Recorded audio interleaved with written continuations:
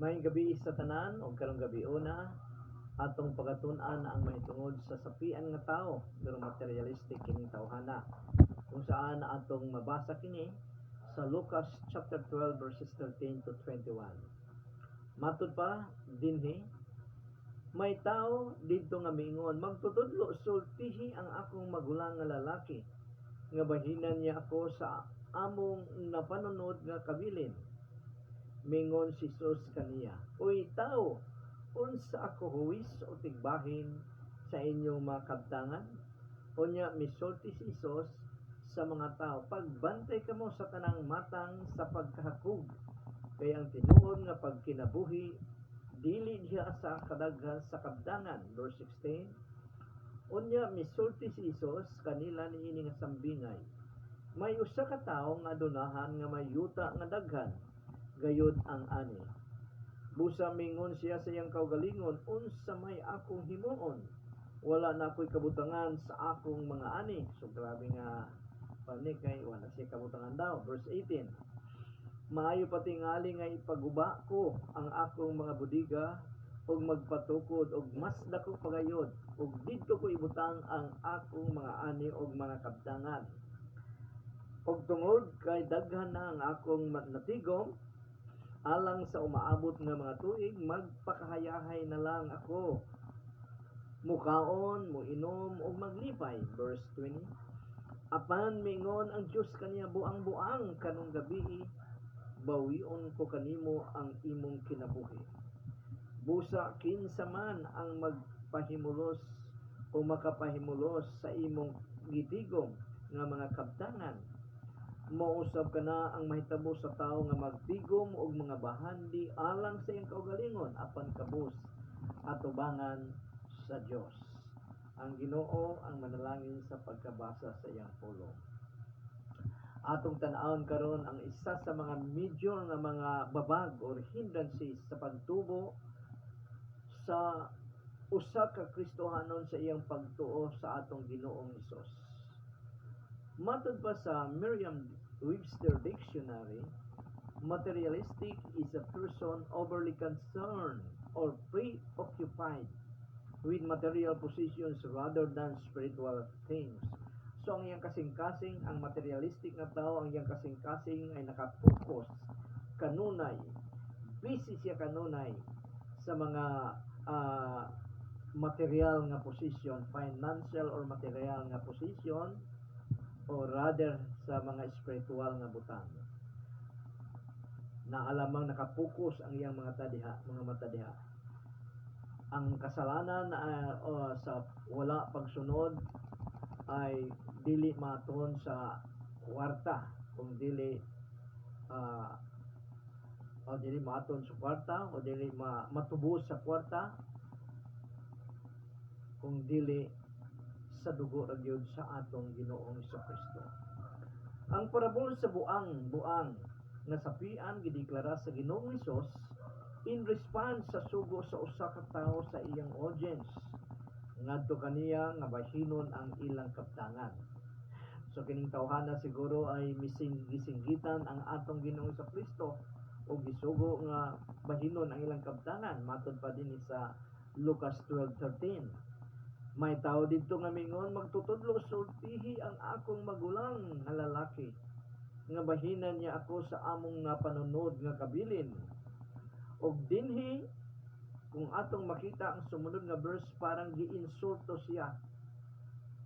Giinsulto sa atong Ginoong Kristo ang tao pinaagi sa iyang tubag. Matod pa sa verse 14 ng chapter 12 ng Luke, mingon si Jesus kaniya, uy tao, unsa ako huwis o tigbahin sa inyong mga kabtangan? So muna nga siguro tungod sa iyang kalagot sa atong Ginoong Kristo sa ingon niini nga klase nga mga tao, gipasidan-an niya ang iyang audience mahitungod niini nga batasan. Og dinhi sa verse 15 muni ang warning or muni ang giingon sa atong Ginoong Kristo sa kadaghanan sa iyang audience. Unya misulti si Jesus sa mga tao, pagbantay kamo sa tanang matang sa pagkahakog. So makita nato nga ang tan-aw sa atong Ginoong Kristo nining tawhana ay hakog. Kay mao man ni ang iyang gi-say dayon, gi-warning sa iyang audience in connection ni ini nga tawhana na nahimuon siyang tagabahin sa ilang kaptangan. Verse 15, unya misulti si Jesus sa mga tao, pagbantay kamo sa tanang matang sa paghakog, kay ang tinuod nga pagkinabuhi dili diha sa kadaghan sa kabtangan. So niini nga declaration sa Ginoong Hesus atong makita nga ang kasing-kasing niining hangal nga sapian ay nakafocus sa mga material nga mga butang o sa madaling sabi materialistic kining isulti o istorya karon sa atong Ginoong Kristo in response sa tao nga nagsugo kaniya nga ipabahin ang ilang kabilin. Nini nga sambingay gipakita pagayod sa Ginoong Hesus nga nakapokus kining tawhana katong nagsinggil sa iyang kaugalingon lamang, kung sa atong pakaron puro lang silbi ang iyang gihuna-huna. Ang atong Ginoo tinuod gayud nga gracious God. Kay bisag ingon niini ang batasan nining tawhana, gitugod gihapon niya nga mudako ang iyang kinitaan.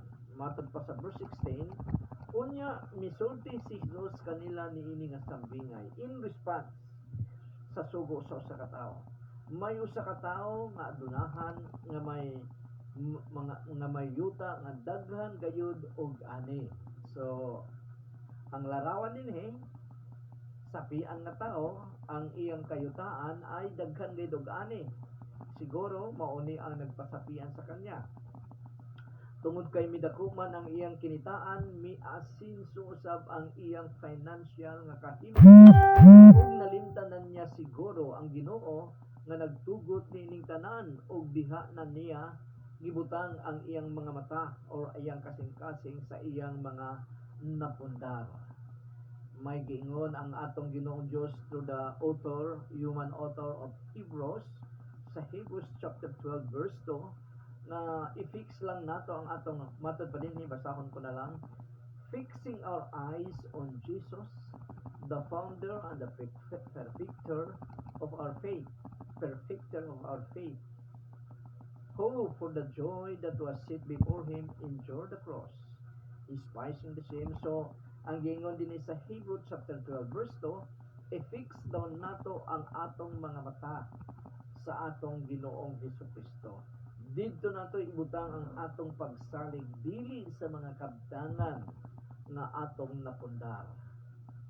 Busa warning kini sa tanang mga tao nga naka-fix ang ilang kasing-kasing sa pagpangita sa mga material nga butang. Confident na kaayo kining tawhana sa iyang future, kay dako naman kaayo ang savings niya sa iyang kaugalingon. Pero may intervene ang Ginoo og kuhaon na daw niya ang gipahulan niya nga kinabuhi. Siguro niya anang gabiona na heart attack kining hangal nga sapian. Matod pa sa verse 20. Apan mingon ang Dios kaniya buang-buang, karong gabi bawion ko kanimo ang imong kinabuhi. So mo siguro gyud na heart attack kini o cardiac arrest ang gikamatyan ini, kay gabi man namatay.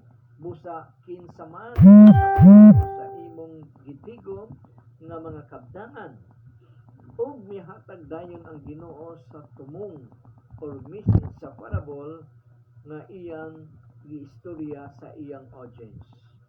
Matod pa sa verse 21, Lucas chapter 12 verse 2, sa tao nga nagatigom og mga bahandi alang sa iyang kaugalingon apan kabus ato bangin nga taliwala sa iyang kabisi sa pagpangita sa material nga mga butang para sa iyang ugma, pwedeng kuhaon sa Ginoo ang iyang kinabuhi ni anang panahuna. Therefore sa tanang materialistic og mga batasan nga tao, ingon niini nga batasan sa impierno gayon ang ilang padulna. Dahil ang tawag sa kanya sa atong Ginoong Kristo buang-buang o sa untimely nga oras gikuha sa atong Ginoong Dios ang pinakulam niya nga kinabuhi ni anang tawhana.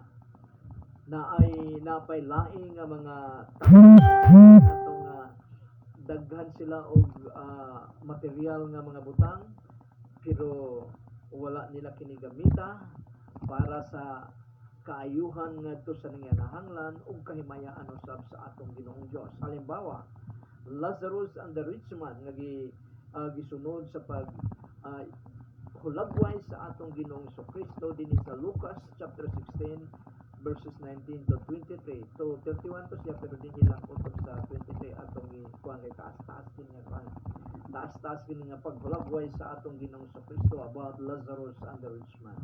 Matod pa sa verse 19, nagpadayon si Jesus sa pagsulti.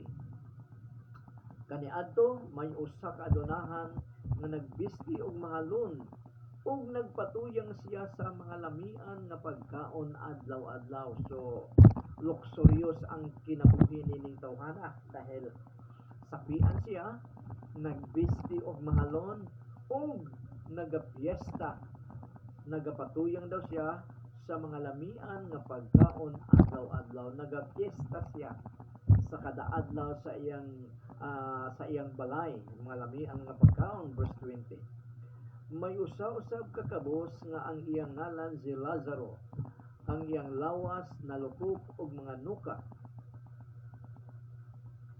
Gidala siya didto sa pultahan sa balay sa adunahan. So gi-contrast dinhi ang usa ka sapian nga nagpista adlaw-adlaw buhong sa mga luxurious nga kinabuhi. Ang gi-contrast dinhi sa Ginoo ay usa ka tawo nga pobre, miserable ang iyang kinabuhi. Nganuman matod pa dinhi kabus daw siya, kabus sa financial, material, ug naluko pa sa nuka ang iyang lawas daw. Ug ang gihimo sa iyang mga amigo baka o iyang paryente, gidala siya dito sa gate siguro o pultahan man ingon dinhi sa balay sa adunahan. Verse 21, gusto unta niya nga makakaon bisa na lang sa mga mumho nga nangatagak gikan sa lamisa sa adunahan.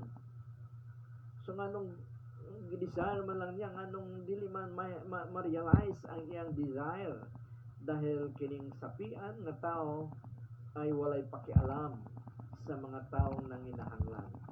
So ang iyang gitan-aw ang iyang kaugalingon, bisan kaya niya nga mo provide sa panginahanglan ining pobre nga tao nga gusto mukaon sa mga mumho man lang, nga salin-salin man lang sa iyang kinan-an, pero wala kini buhata sa sapian nga tao nga kaya man unta niya kining buhaton. Tapos gidugang pagkamiserable ang iyang kinabuhi dahil matod pa dinhi sa atong Ginoong Kristo, giduulan siya sa mga iro o gitilapan ang iyang mga nuka sa verse 21.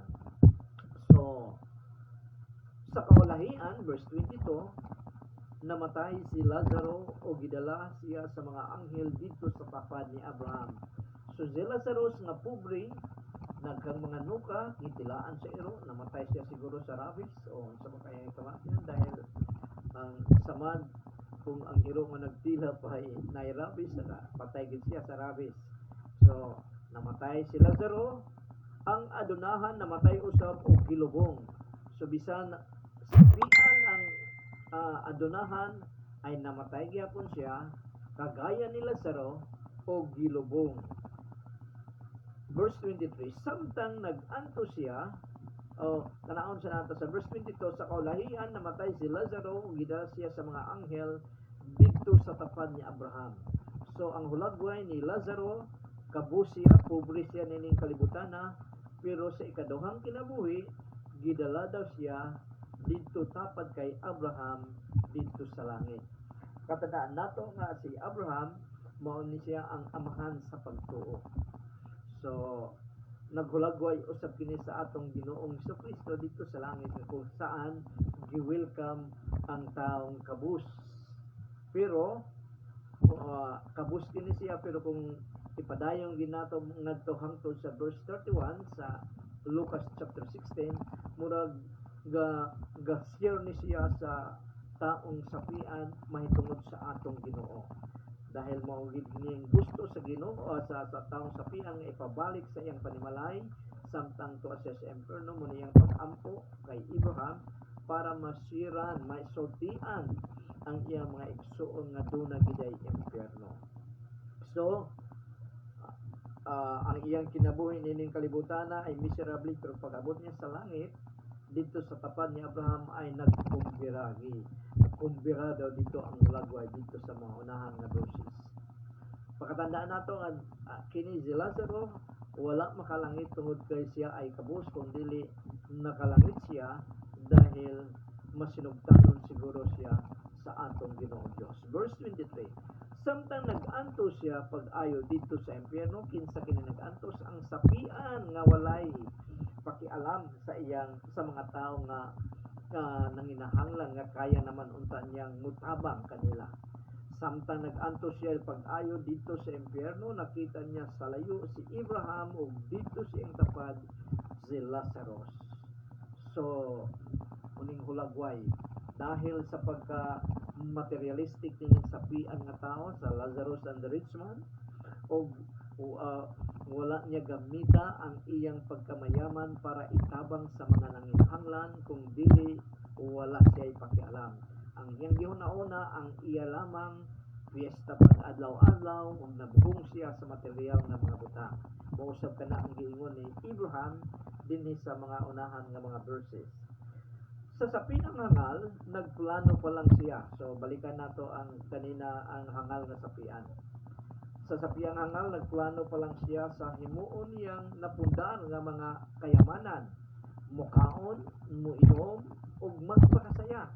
Samtang ang sapian nga silingan ni Lazaro, adlaw-adlaw na niya kining ginahimo. Matod pa sa verse 19. Nagpadayon si Jesus sa pagsulti kaniadto may usa kadunahan nga naggisti og mahalon, ug nagpatuyang siya sa mga lamian nga pagkaon adlaw-adlaw. Wala niya tabangi si Lazaro nga nagutom, iyang kaugalingon lamang ang iyang giatiman og ang gihantungan niya ang kalayo sa impyerno. Nag-antos daw siya sa dito sa impyerno. Ang message sa hangal nga sapian o sa sapian nga tao o si Lazaro ay magkaparehas. Nakafocus sila sa ilang kaugalingon lamang o wala na sila ipakialam sa ubang nanginahanglan bisag duna sila kakayahan sa paghimo niini. O for sure wala na usab sila panahon sa espiritual na mga butang tungod kay matud pa sa Ginoo mauusab ka na ang mahitabo sa mga tao nga magtigom og mga bahandi alang sa iyang kaugalingon apan kabus at ubangan sa atong Ginoong Dios. So unsa ba ang paano ba magtigom og bahandi nga espiritual, bahandi sa para sa atong Ginoong Dios, o espiritual nga bahandi kay mo ning giingon tao magatigom nga bahandi alang silang kaugalingon apan kabus at ubangan sa atong Ginoong Dios. Paano ba maging mayaman at ubangan sa atong Ginoong Dios? We must observe or obey what the will of God. Kung unsa ang God's kalooban sa atong Ginoong Kristo, sa atong Ginoong Dios nga nahisulat sa iyang written word, kung iato kining sundon, siguradong mayaman kita at ubangan sa atong Ginoong Dios dahil nakapokus kita sa mga espiritual nga butang, sikandari na lamang ang material nga butang. Ang parabol sa magpupugas. So padayon ta sa lain na usab nga parabol sa Lucas chapter 8 verses 11 to 15. Makikita nato dinhi kung paano gitudlo sa mga magtutudlo sa pulong sa Ginoo ang written word of God, o klase-klase ang pagdawat sa mga tao niini nga natudloan o nakadungog. Matod sa verse Luke chapter 8 verse 11, unya gipasabot ni Jesus ang kabugan sa sambingay. Sambingay mahitungod sa pagtudlo sa pulong sa Ginoo. Mingon siya, ang binhi mao ang pulong sa Dios. Verse 12, ang daplin sa dalan nga nasabuagan og binhi mao ang mga tao nga nakadungog sa pulong sa Dios. So kining mga tawhana nakadungog daw sa pulong sa Dios. Apan miabot si Satanas ug gikuha niya ang pulong sa Dios sa ilang kasing-kasing nga nadunggan nila aron dili sila motuo og maluwas. So kining mga tawhana nga ang pulong sa Ginoo daw na ilang gidawat, nadungog nila og ilang gidawat, pero gisakmit kini, gikuha kini sa yawa para dili sila motuo sa atong Ginoong Kristo og dili usab sila maluwas. So kining mga tawhana ay dili gid ay maluwas. Verse 13, ang kabatuan, so upat ni kaklase, upat o lima, makita nato niya nga klase sa mga tao nga mi-receive o mi-reject sa pulong sa Ginoo. Sa verse 13, o nakadungog sa pulong sa Ginoo. Ang kabatuan nga nasabuagan og binhi mao ang mga tao nga nakadungog ug midawat sa pulong sa Dios nga may kalipay. So kining ikaduhang klase nga mga tawhana, nadungog nila, gidawat nila ang pulong sa Ginoo nga may kalipay daw matod pa dinhi. Ang mga tao nga nakadungog og bidawat sa pulong sa Dios nga may kalipay. Apan, so dunay apan. Kini dili kinasing-kasing. So ang pagdawat gid sa pulong sa Ginoo dili lamang may kalipay kung dili kinasing-kasing gayod matod pa dinhi. Apan kini dili kinasing-kasing busa wala mulungtad ang ilang pagtuo. Ibig sabihin, nawala ang ilang pagtuo kay wala daw mulungtad. Nawala ang ilang pagtuo. Pag abot sa mga pagsulay, mitalikod dayon sila. So wala ni kayo sila ma-disciple yun dahil ang kinabuhing Kristohanon walang kaibahan sa mga dili Kristohanon in relation sa mga pagsulay, in relation sa mga problema. Kini sila gisulayan o gitugot sa Ginoo nga pagsulay, mitalikod sila bisan nangalipay sila, ang ilang pagtuo wala mulungtad, ang ilang pagtuo sa Ginoo dahil nagpapildi sila sa mga temptation or pagsulay, mitalikod sila. Ibig sabihin wala gyapon sila, impyerno gyapon sila dahil mitalikod sila, miundang sila sa pagsunod sa Ginoo. Bisan sa permiro doon na sila kalipay, apan wala mulungtad ang maong kalipay dahil tungod sa pagsulay. Verse 14, ang yuta nga may tunukon mo ni katulong at klase sa mga tao nga nakadungog sa pulong sa Ginoo. Ang yuta nga may tunukon nga mga sagbot nga nasabuagan o binhi mao ang mga tao nga nakadungog sa pulong sa Dios. So tanan sila nakadungog sa pulong sa Dios, pero iba-iba ang ilang response upon hearing the word of God. Nakadungog sila sa pulong sa Dios. Apan ang ilang mga kabalaka, ang ilang mga kabtangan o ang mga kahilayan nining kalibutana na himong babag sa ilang pagsunod sa kabubuton sa Dios alang kanila. So ang hindrances nga dili sila padayon makasunod sa atong Ginoong Dios mao ang worries of life. Kining ang ilang mga kabtangan mao ni ang desire to become rich sa English ni siya. Tapos kalibutanong kahilayan, mga enjoyment nga mga dili gusto sa Ginoo, mga happiness nga dili gusto sa Ginoo. Mao nang wala daw sila, mao nang babag sa ilang pagsunod sa kabubuton sa Dios alang kanila. So ang isa ka Kristohanon magasunod gyud sa kabubuton sa atong Ginoong Dios. Ang ikaupat nga klase sa mga tawo nga nakadungog sa pulong sa Ginoo. Apan na ang maayong nga yuta nga nasabuagan og binhi mao ang mga tawo nga nakadungog sa pulong sa Dios. Magyapong hitsuraan nakadungog sa pulong sa Dios. Pag uh, og gitipigan nila kini sa ilang hinlo og matinud-anon nga kasing-kasing og naninguha sila sa pagtuman niini. So naninguha daw sila. Gitapigan nila ang pulong sa Ginoo sa ilang kasing-kasing nga hinlo nga may matinud-anon nga kinasing-kasing gayon og naninguha sila sa pagtuman sa kabubuton sa atong Ginoong Dios. Naninguha, ilang gitinguha, ilang gidesire ang pagsunod gayon sa kabubuton sa atong Ginoong Dios.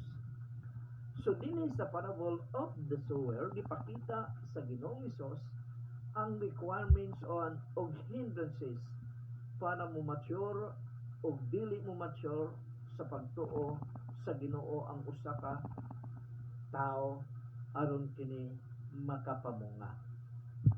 Parable kini sa pulong sa Ginoo o dili sa pagtanom sa tithe or offering para moani sa financial nga bahin, dahil gamit man guni sa uban nga magtanom para makaani sa financial nga kuan, magtanom sa offering baka or tithe baka dili mauna nga kuan, dili mao ang context sana. Dahil ang context nini preaching or teaching the word of God o ang mga tao nga nakadungog nini unsa ba ay lang response sa pagkadungog nila sa pulong sa Ginoo.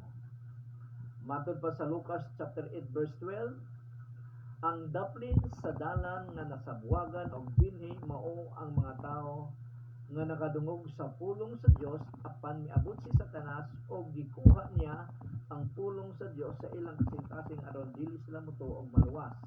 Buot di pasabot kini mga tawhana nga nakadungog sa pulong sa Ginoo wala gayud makadawat sa kaluwasan kay wala man sila motuo sa Ginoong Hesus, pero nadunggan nila ang pulong sa Ginoo. Siguro din hilang muna o sa kita kutob dahil murag iabot na og half hour ang pag tuon nato sa pulong sa Ginoo. So din lang kita una sa Lucas chapter 8 verse 12 ugma sa gabi na usab ang Lucas chapter 8 verse 13. So sa tanan nga na mitan-aw o mutan-aw pa niini nga pagtulunan o muuban niini nga pagtulunan pinaagi sa pagtuon niini ang Ginoo manalangin kaninyong tanan. So maayong gabi sa tanan. May the Lord bless you and keep you. May the Lord make His face shine upon you and be gracious to you. May the Lord lift up His countenance upon you and give you peace. O ang tanang mga anak sa Diyos magaingon. Amen.